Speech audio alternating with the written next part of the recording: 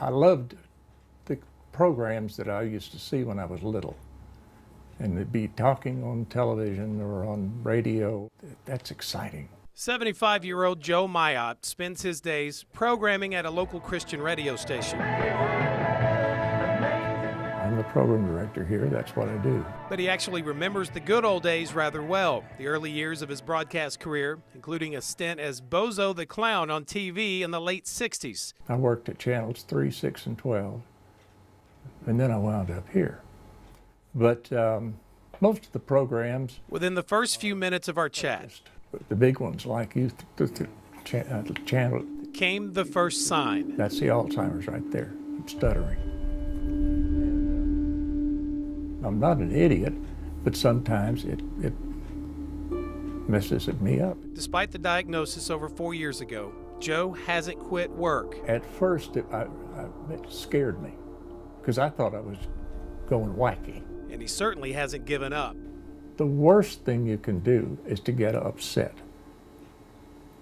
and be, pounding on the table or something. Instead, on that table, he occasionally keeps cheat sheets with reminders and names. When we came here, you told me what your name was.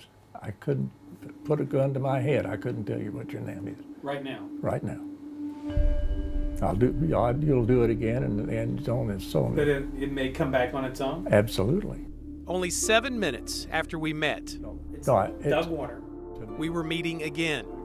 Joe says he can't help it when the names and faces, but it's just zoom, zoom, zoom, come and go all on their own. I have about 18 or 20 new people a month that come in because they have memory problems. Dr. David Henry knows Joe and is one of the premier Shreveport doctors when it comes to treating and managing Alzheimer's. It's a processor speed.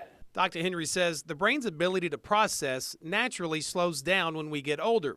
But when Alzheimer's sets in, early signs are persistent, similar memory problems, and it's short-term memory. I'll be okay with that for a while, but later in the day or tomorrow, I may not have any idea who you are. But many long-term memories will remain intact, significant childhood memories, or what's called executive skills, like driving a car. And the next thing, who the heck is that? What have I done?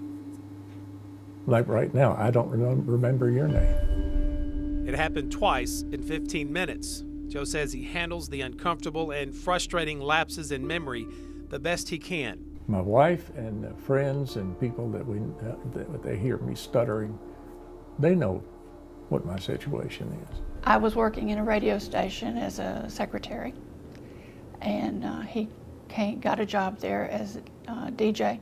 True love is impenetrable like that, isn't it? 47 years. Even a mystery disease with no known cure can't take that away. They have to duplicate that square, writing it down here. Now, tests are available for early detection. This one's called the MOCA test. It's a series of naming, language, and recall questions. One thing it asks is to draw a clock and make that clock read that it's 10 minutes after 11. Sounds easy enough, but this can mentally push a diseased brain to its limits. It means that your brain has to do several different things. You have to be able to make your eye and the space of that circle coordinate, and you have to decide where the number goes.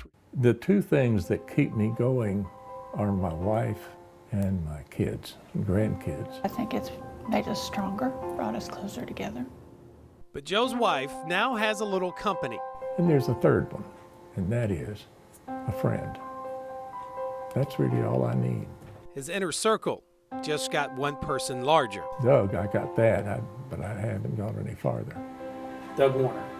Warner, Doug Warner. I'll tell you as many times as you need me to tell you. I don't mind in the least.